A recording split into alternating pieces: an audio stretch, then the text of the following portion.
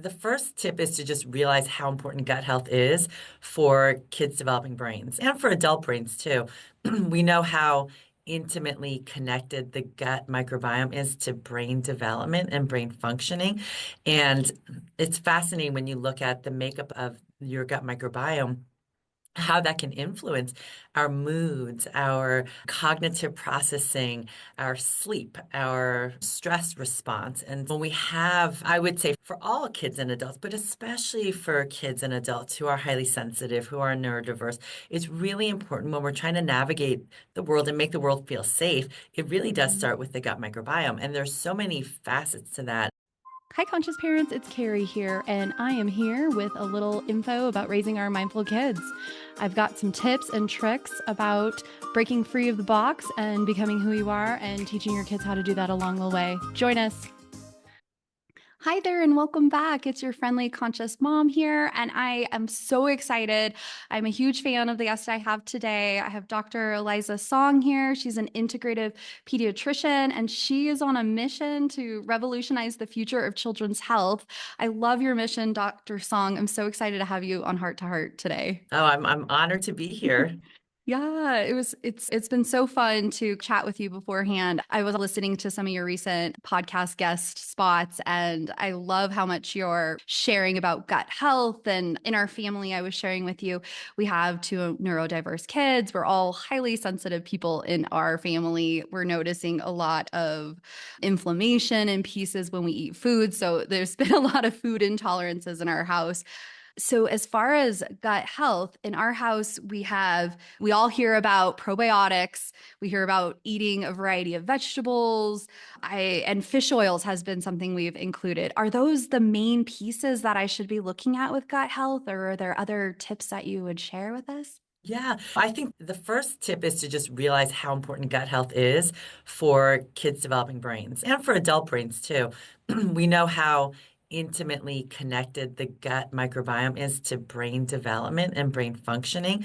And it's fascinating when you look at the makeup of your gut microbiome, how that can influence our moods, our cognitive processing, our sleep, our stress response. And when we have, I would say for all kids and adults, but especially for kids and adults who are highly sensitive, who are neurodiverse, it's really important when we're trying to navigate the world and make the world feel safe. It really does start with the gut microbiome. And there's so many facets to that. And I will say that one of the foundations that we can't ignore when it comes to the gut microbiome, really, they are, of course, diet and lifestyle factors, which then, when you have a kid who may be a little bit more sensory from an eating standpoint or texture standpoint, it can be challenging to think about how to do that. But I talk about really the five things that create microbiome magic, and there are five things that we do every single day. So I'm trying to frame this in a way for parents and for kids that make it really doable. Okay, we're doing these five things every day. We have to eat every day. We have to sleep and hydrate and move and breathe every day. And if we learn how to do those, make little tiny shifts in how we do those, then we support and nourish not just ourselves, but our microbiome, because our microbiome, its job is to really keep us healthy and happy. And we could dive into whichever piece you want, but you already mentioned some. One of the things that we have to think about is, what are we getting in that is nourishing our microbiome? Because again, that connection between the gut and the brain and the microbiota, these organisms, hopefully friendly organisms that live in your gut microbiome, they're responsible for making the majority of our, quote, brain chemicals or neurotransmitters, like serotonin, which helps us feel relaxed and calm and manage stress and get restorative sleep, dopamine, which helps with attention and focus and staying on task and staying motivated, acetylcholine, which helps with processing speed and connecting the dots in your brain. And if your gut microbiome is not filled with all of these beneficial bacteria that make these neurotransmitters, it's an uphill battle trying to feel calm and safe and motivated. And thinking about what our microbiota need to flourish and thrive. I call them the three F's just to try to make them memorable. Mm. Fiber, which includes not just fruits and vegetables, but whole grains and nuts and seeds and beans and legumes. In fact, beans and legumes and whole grains tend to actually pack more fiber punch per bite. So we want to include those when we're thinking about fiber. Phytonutrients, which is actually a pH, but it sounds like an F. So phytonutrients, that's color. It's fascinating. Each of the different colors that our plants can come in that we eat provides a different nourishing power to our microbiome. And our microbiome converts those phytonutrients into things that we need, just like the neurotransmitters that we were talking about. And then we have fermented foods. Now, fermented foods are an amazing addition to everyone's diet if we can, I'm not going to say if, when we can get it in, right? So fermented foods, I know for my own kids, it's a little bit of a harder sell, but as they get older, I was telling you they're 15 and 13, they are starting to like more and more the sour taste of sauerkraut. They do love kombucha, of course. And they have yogurt, which is fermented dairy. But if you can't tolerate dairy, then having other cultured, there's cashew yogurts and coconut yogurts that can provide the fermented foods. And what's interesting about fermented foods, a lot of people think, oh, it's so good for my gut because they have probiotics. What we know now is that the probiotic content of a lot of fermented foods is actually very low. And that's only part of the picture. The biggest benefit is probably because of the fermentation byproducts, what are called postbiotics. Let's take sauerkraut. When you have cabbage that you put into a brine of salt and water, and then all the bacteria in there, the probiotics, start to eat and digest that cabbage, the cabbage acts as a prebiotic to feed the probiotic. And then as the probiotic is digesting and fermenting the cabbage, it creates these byproducts that are called postbiotics. And these postbiotics are what provide us the health benefits. And they are things like our neurotransmitters, vitamin B12 and folate, vitamin K, short chain fatty acids like butyrate, which are so important for brain and metabolic health. And if we can get in all of these three champions, these microbiome champions, work on it gradually, that is going to really help your and your child's gut microbiome build that foundation of health and resilience so that if something happens in life where maybe you're at a party and you're having some foods that are not as nourishing to your gut microbiome, it can bounce right back. Or maybe you've needed a round of antibiotics, and we know how disruptive that can be to your microbiome. So we have those foundations, and it can bounce back much more quickly. Okay. Wow. Yeah, that's really helpful. I had forgotten to mention fermented foods. That's definitely one. I'm really lucky. My almost 10-year-old and almost 7-year-old love vinegar. Fermented foods is one. And they love kombucha. Is that something that we can give our kiddos? I know there's some caffeine in there. I'm always Yeah, curious. yeah, it's interesting. So kombucha, the SCOBY, which is the if you've ever made kombucha, first of all, it's the most fun thing you Mm. can do. It is so fantastic. Oh, When I actually created a 6-week curriculum, this elective for my daughter's third and fourth grade combined class, cute. and we called it Healthy Belly, Happy You. And we talked all about their gut microbiome, their tiny little friends in their tummies, and how to keep them healthy and happy so they keep us healthy and happy. And we made fermented foods. We made fermented lemonade. We made Mm. sauerkraut, and we made kombucha. So it's a way to think more broadly outside of some kids don't like sauerkraut or pickles just Mhm, yet, mhm. but they may love fermented blackberry lemonade or Yeah. popsicles made from fermented fruits and different kinds of Oh, fermented vegetables. And I have actually a bunch of different recipes in my book to show you how easy it can be to really great. ferment foods. But kombucha, absolutely. With kombucha, there's this, it's not just bacteria, friendly bacteria. It's this symbiotic culture of bacteria and yeast. That's called a SCOBY. And it's this little round, I guess that you would describe it as almost like a pancake shape. It's like a colony of these teeming with organisms. Wow. And when you put it into tea and add some sugar or honey, when you use honey, it's actually called jun. It's like kombucha, but it's delicious. And it's just as delicious as kombucha. But some people will think, oh my gosh, there's so much sugar that I have to put in to make Mm-hmm. the kombucha. And there's a lot of caffeine because you're using black tea or green tea. The SCOBY actually eats and digests the sugar Oh. and the tea, the caffeine in the tea, and also some of the other phytonutrients in the tea to create the kombucha. So the end product has very little caffeine and can have very little sugar depending on what you add to it to flavor it if you do. So I do think now you have to be careful at the end. Sometimes kombucha can have alcohol if you add a little sugar at the end Mhm. to give it more flavor. So that's the only thing. But you can buy kombucha now that's tested to not have alcohol, and you can look to see and make sure that it has a lower sugar content. And I think it's great to give to children. Vinegar is an interesting thing because you said your kids love vinegar. Vinegar can taste like fermented food, but it actually is a different process. When you use vinegar, let's say Mhm. with a cucumber, you're actually pickling it. Mhm. And so both pickling and fermentation were processes that were developed way back in ancient times, like the Mhm. Mesopotamian times, let's say, Yeah. to preserve food so it didn't spoil because they had no refrigeration back then. And they're different processes. Fermentation will create this culture of friendly bacteria that helps to preserve the food. On the other hand, pickling with vinegar actually kills all the bacteria. Oh It's a no. different process. If your kids love pickles, what I suggest is a pickle made with vinegar and cucumbers are still great because cucumbers are healthy for you, right? Mhm. But if you want the fermented kind, then you want to look at the label and look for a pickle that's made with cucumber, salt, and water and some spices. So you just have to read the Mhm. label to know. Okay. Oh, that's really helpful. Oh man. So we always dip all of our vegetables in oil and vinegar. Is that killing some of the bacteria that we're getting? No, Okay. no, Okay. it's yeah. I'm like, oh no, that's how I get them I to think eat that's broccoli. great. Okay. Yeah, absolutely. Okay.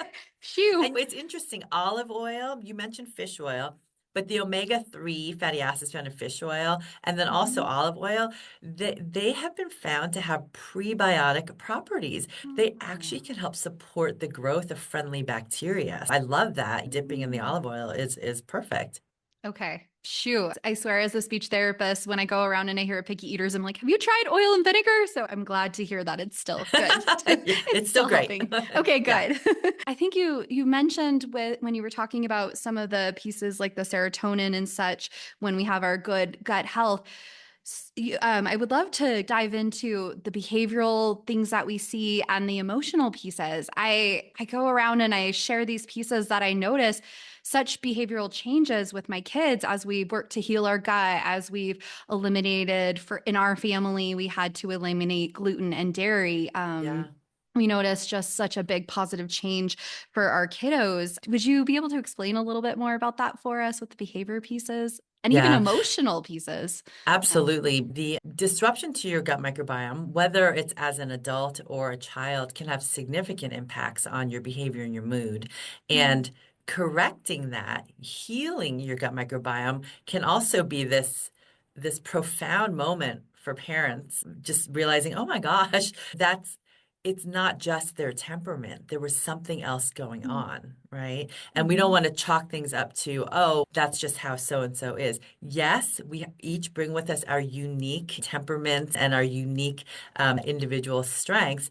Yeah. And yet, we know that certain gut microbiota can influence how we think and how we feel. That's really important. For instance, you can have, when we have an imbalance of gut microbes, it's called gut dysbiosis. That dysbiosis can occur in several different ways. Sometimes we just don't have enough of the beneficial bacteria, so not enough of the good guys.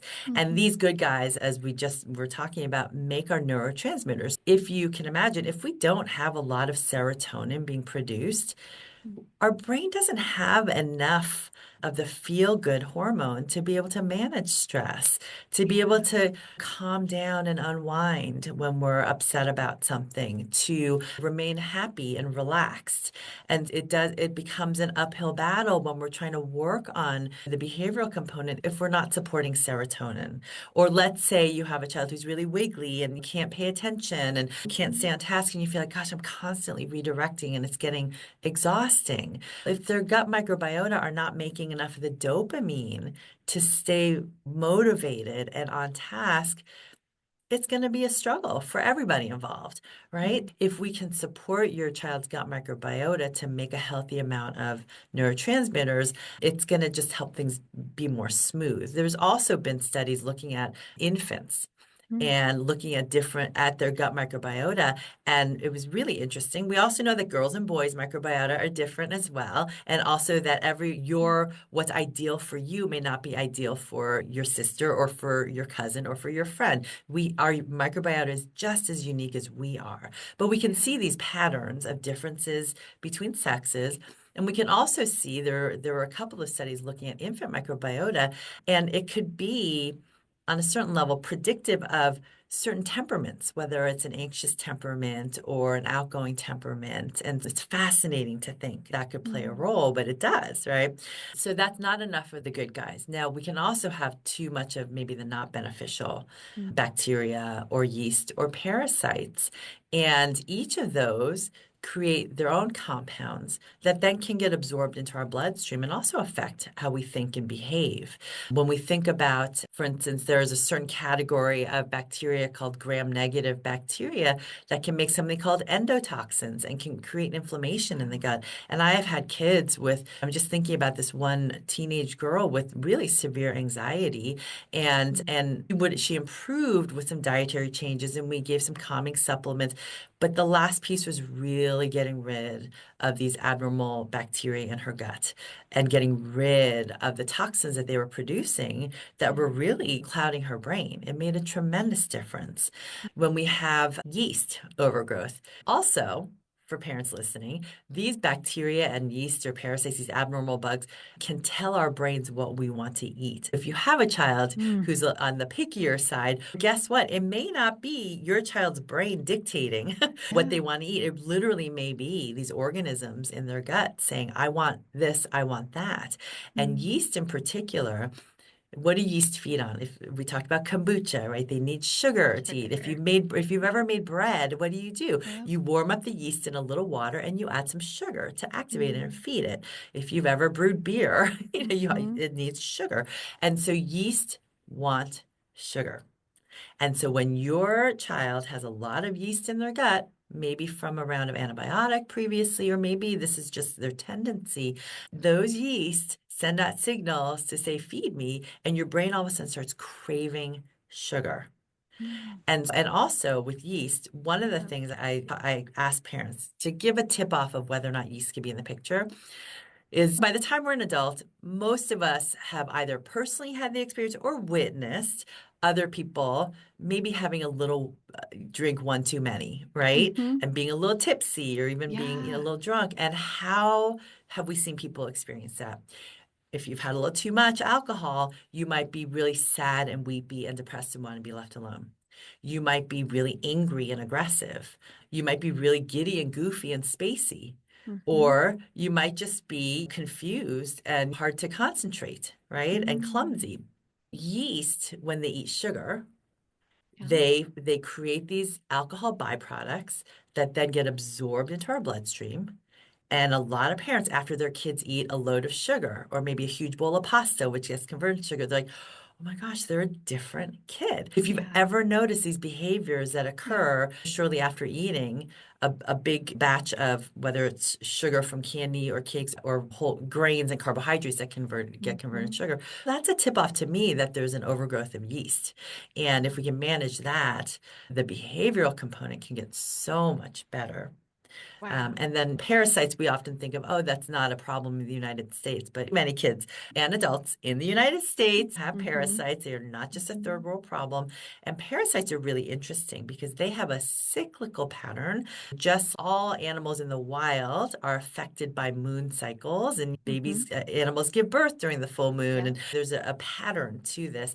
And parasites, too, often tend to be a little bit more active around the full moon. That's another Mm. tip off for me. If kids have more aggression, tantruming, sleep problems, tics, whether they're motor tics like an eye blinking tic or throat Mhm. clearing tic, that seems to Mm. come and go. And then you start noticing, it actually seems like maybe it's around the full moon or it has a cyclical Wow. nature. That's a tip off to me that maybe there are parasites and we want to do some investigation into your child's gut. Wow. Wow, that's really informative. I would never have thought of that. I would have just attributed it to the full moon. Really interesting. Yeah. Wow.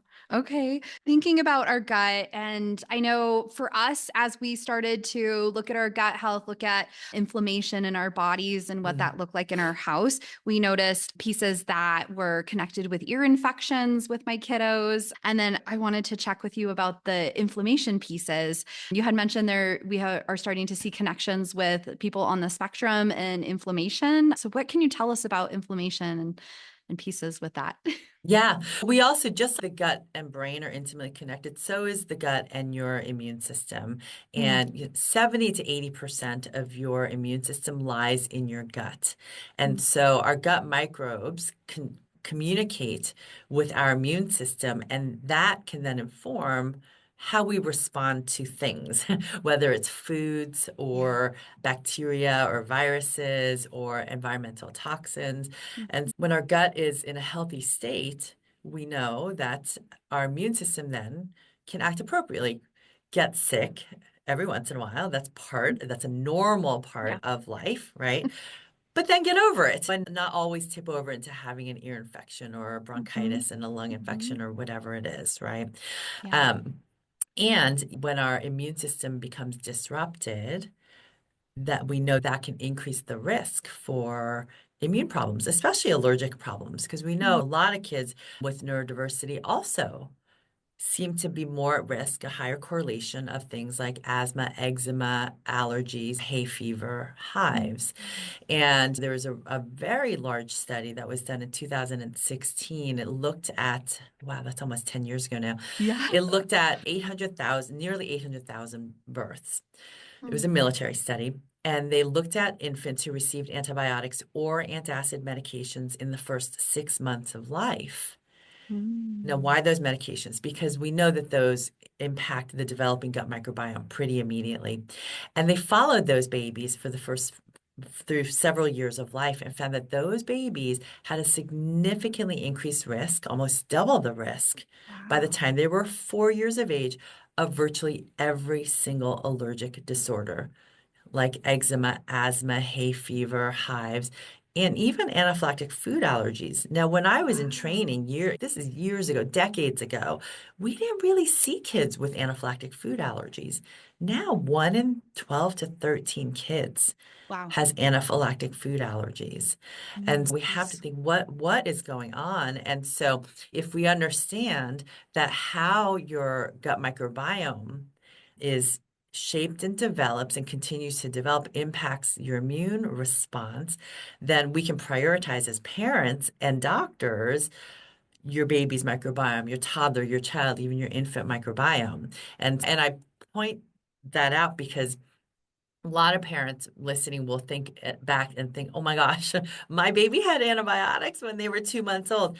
We can't Mhm. go back and undo that, but Right. we can now know, all right, my child's poop looks perfect. But I'm still going to look at their gut because I Mhm. know now that connection between their gut and their immune system and their gut and their Yeah. brain health. It's the first part is just knowing and understanding, and also knowing that we can always move forward and heal your child's gut Mm. microbiome and your gut microbiome at no matter what point.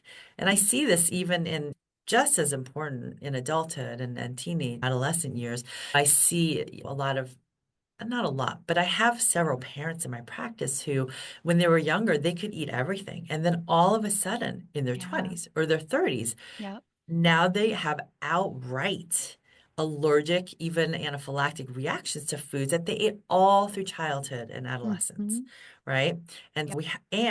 we also know in adults that after one round of antibiotics, that significantly increased your subsequent risk of developing depression and anxiety or mental health disorder. And it's not a Wow. done deal though. If we know that, then we know, all right, if we take the antibiotics, first, let's make sure that it's absolutely necessary. And let's make sure that we understand how to recover your microbiome so that you don't have an increased risk of developing allergies or anxiety afterwards. Mm-hmm.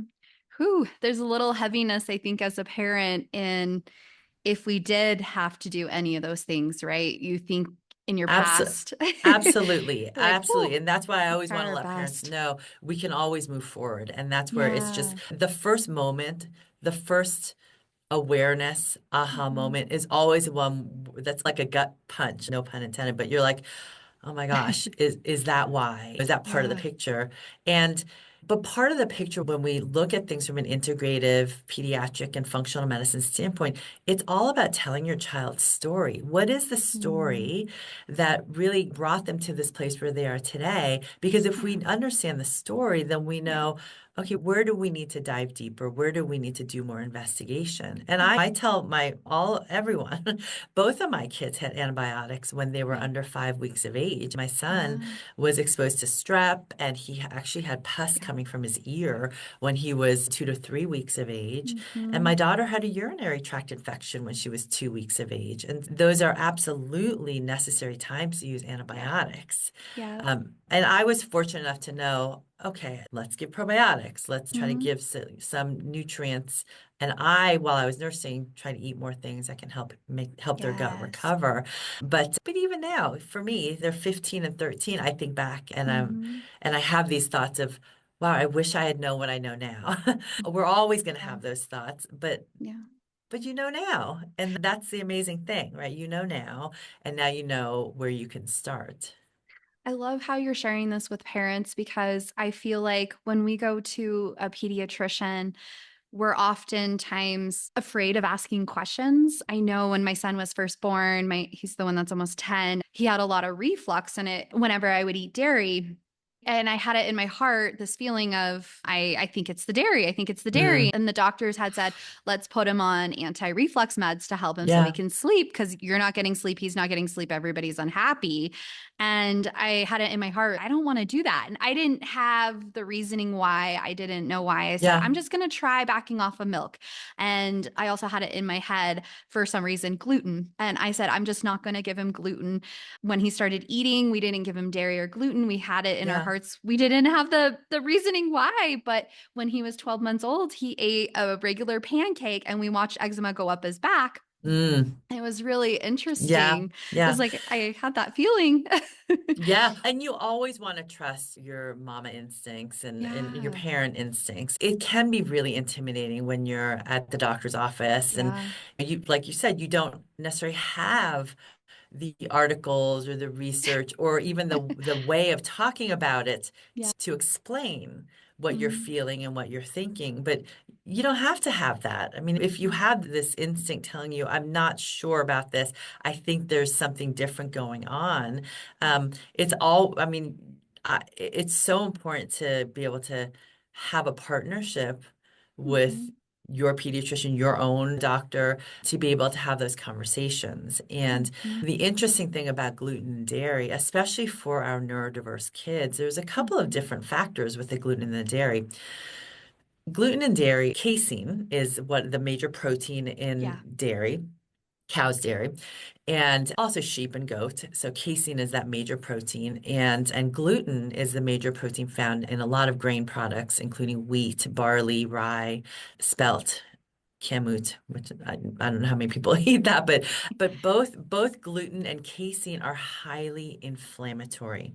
Yeah. Soy proteins can fall into the same boat. Mhm, And there's a Dr. Alessio Fasano out of Boston Children's. He's a pediatric gastroenterologist that really brought this awareness of mhm, celiac disease and non-celiac gluten sensitivity to mhm, light in the research world. And he's brilliant.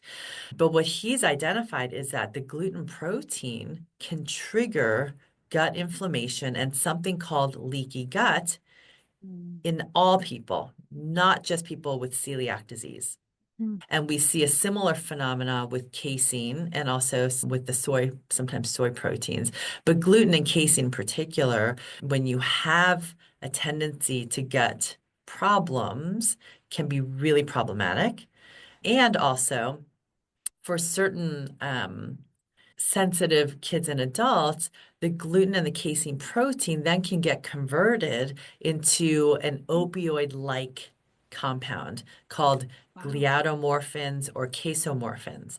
So some parents, after their kids have gluten or casein or just one of them, both or one, will notice that their kids act literally like they're drugged, like they're spacey, or maybe they're aggressive or clumsy. Their writing gets really sloppy, just these different they're different until Mhm. it can wash out of their system. That has to do with these opioid-like compounds that are being produced. And for some kids and for some adults, they'll get the similar phenomena that it is important to avoid, just like you're finding. Wow, that's really interesting. I recently, because we are so aware of what our kids are eating in our house and we're always watching, and I use, like you said, the mama gut for watching for the changes of behaviors. We recently ended up doing some food dyes at a work party for my son, and we noticed he sounded like he was slurring his words Yes. at dinner, and he said, "I feel funny. I feel really sleepy." And also, before that, he had this huge behavior impulse control moment. And just, it was wild. We were like, this is really intense. We don't have food dyes. Yeah. So we didn't even realize like one red popsicle could do this to him. So, Yeah. what are your thoughts on food dyes? I know I feel like it's a touchy subject. I don't know. I think that artificial food dyes should just be out.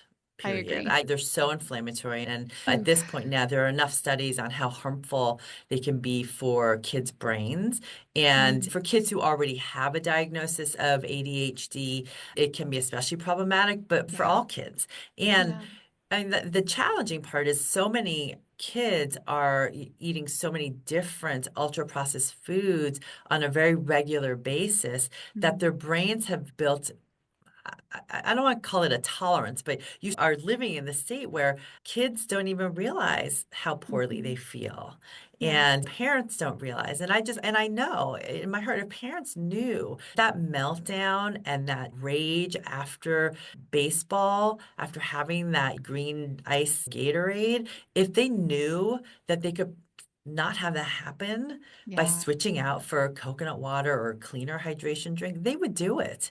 It Yeah. wouldn't feel like, oh, poor Johnny can't have this and everyone else can have it. It would be more like, oh, I get to understand what is harmful for my child and make swaps instead. Yeah. And we don't want to feel when we're taking these things away that we're depriving our kids. It is an opportunity for their brains to really flourish and thrive. And just shifting that mindset, because that can be the most challenging part when we as parents are trying to keep out the dyes and the ultra processed foods, or maybe grandparents too are coming and saying, how, just let them be a kid. We don't Yeah. necessarily want our kids to be like every other kid who Yeah. is really so inflamed all the time. And I think that once you are aware of that, it becomes easier and easier to hold fast and say, no, this Mhm. is just not something that we do.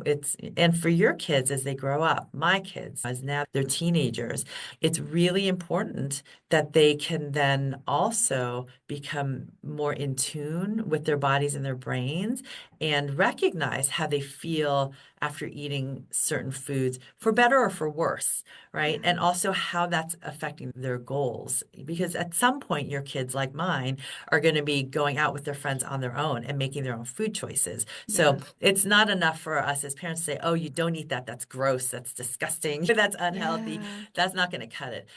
But if you can connect the dots for my kids right now, soccer, being great at soccer is really important to them and becoming Mhm. more athletic and really having them notice after if they do choose with their friends to have the really sugary thing or the thing with artificial dyes, let's notice your mood afterwards, how you get Mhm. along with your friends, and also how your practice went or how your game went. And it we really want them to understand how to make those informed choices because they are going to make those choices on their own at some point. I love that idea of switching out for what they can't, switching out the Gatorade for the coconut water. My son is at the age where he's really feeling empowered and he wants to oppose our choices and calling us very strict. Even though we live in a very natural environment in Colorado where the parents are asking, does anybody have any diet restrictions? Like we do still have to Yes. always bring or more natural cupcake, or it's always pizza every single birthday party we go to. And so we have to go get a pizza alternative for Yep. our kiddos. That's definitely become a little bit of a challenge as he's getting older and turning 10 soon. Yeah. Yeah, yeah. So just having him notice, and when you're younger, the younger you are, the harder it can be to really be in tune with your body and your Yeah. brain. But once they start connecting the dots, they're not always going to make the choices that we would like them to make, but at least then Yeah. they feel empowered to make those choices, and they can understand also some of the impact and the consequences. And then for us now, when we go grocery shopping, if they do, let's say they're out with their friends and their friends are buying. I always call it Takis because I think they should be taken off the market with the artificial red dyes and Yeah. the MSG and the artificial flavors. And it's so popular among kids to want those Takis. But we purposely we go to this grocery store and we look at the chip aisle and look at the ingredients together and come up with great options that are tasty and Hmm. they're maybe not perfect, but they're much better than the Takis. And so then he knows he doesn't have to think too hard when he's out to lunch with his friends. Oh, he's going to go grab that bag of Boulder chips, right? Like, or grab the Siete Fuego chips or something. He Hmm. knows exactly what he's going to pick and he likes how they taste and he doesn't feel any, quote, different than his friends or he doesn't Yeah. feel like he has to be deprived. Hmm. Yeah, that's wonderful. I had one last question I was going to ask you. I was listening to one of your recent releases with another podcast, and you had mentioned saffron with ADHD. I found Mm. that so interesting. My grandmother is Argentinian, and so she cooked with a lot of saffron.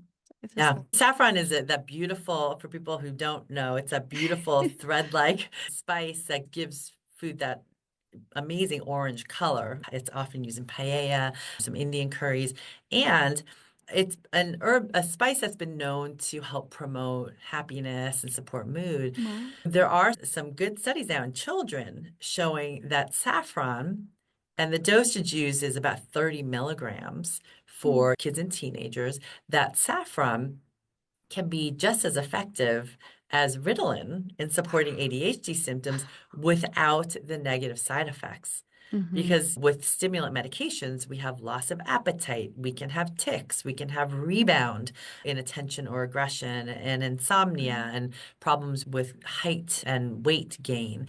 And saffron doesn't have any of that. So I feel food is medicine, but then sometimes we need supplements. And if we can get our Yeah. supplements from a food that's been shown to actually be effective, then why not consider it and have that discussion? Wow, that's beautiful. I love that. Thank you so much. Can you tell us about your book? I didn't know you had recipes in it as well. This is very cool. Yeah. So my book it's called Healthy Kids, Happy Kids, an integrative pediatrician's guide to whole child resilience. You can see it Mm, behind me. It has a yellow color cover. And it's divided into four parts. The first part lays a foundation of what you need to know as a parent or a practitioner. And I wrote this with mhm, practitioners in mind too. So what you need to understand about the gut microbiome and the child's developing gut brain, gut immune, and even gut genetics connection with the mm, research there and the data. Okay, yeah. this is solid. This is something that we've actually known about for decades, and we Mm, need to bring this to the forefront. yeah. Part two is all about how do we help your gut microbiome thrive with Mm, those five things for microbiome magic: how we okay. eat, how we breathe. Breathe has to do with our vagus nerve and nervous system regulation, how we Mm, sleep, move, and hydrate. And so gives you tips, really fun, practical tips and worksheets on okay. how to do that every day. In the Nourish chapter, I have recipes, including the blackberry fermented lemonade that we mentioned, Mm, that have all of our microbiome champions in it. And the third part goes through what happens when something goes wrong. If your child has a persistent health concern, or maybe they need antibiotics, what we need to understand about antibiotics and how we mm. restore and recover your gut microbiome, and also identify the top most common nutrient deficiencies in Oh, kids. yeah. Oh. So that's part three. And then part four is almost like your bedside reference. So it's the top 25 acute conditions in Mhm, kids, from fevers to sore throats to colds and flus to anxiety and sleep problems, you name it. mm, And how I would address that as an integrated pediatrician. So I give you it. So I what I had in mind was if you were a patient and you called me in the middle of the night and said, "Help, Jenny is starting to throw up and it's 2 in the morning." This is Mhm. exactly what I would tell you to do. How to use diet and lifestyle measures, supplements, homeopathy, herbal medicines, acupressure points, essential oils, and also when you should call your doctor Mhm. and when antibiotics might be necessary. So I have that there more as a reference guide to flip through whenever your kids get sick. Oh my gosh, that's such a powerful tool. A friend had mentioned a similar type of scenario where you can pull the book and look. And I love this guide. That sounds perfect. Thanks so much for all of your time today, Dr. Song. It's been a treat to have you. Thanks for having me. Well, that's a wrap. Thanks so much for tuning in, Changemakers. This is Carrie. And if you haven't done a review for us, 5 stars and a little few words about what you've enjoyed in our podcast episodes, we would really appreciate it. If you guys would like to ever message me, I would love any questions you have or any feedback at info@hearttoheartlife.com. We also have a brand new website, which we're super excited to share. It's hearttoheartlife.com. Thanks so much for tuning in and happy life, happy times, changemaker families. Please remember that the information shared on this podcast is educational in nature and does not constitute licensed mental health advice. If you need such advice, you should speak with a licensed professional about your unique situation. Thanks so much, happy listeners.